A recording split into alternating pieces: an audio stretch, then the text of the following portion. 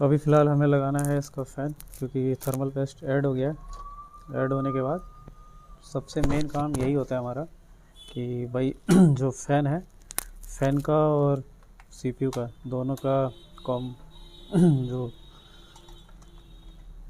आपका वो है कम्युनिकेशन अच्छे से हो, ताकि बाद में दिक्कत ना हो, ताकि सिस्टम में कोई परेशानी ना हो।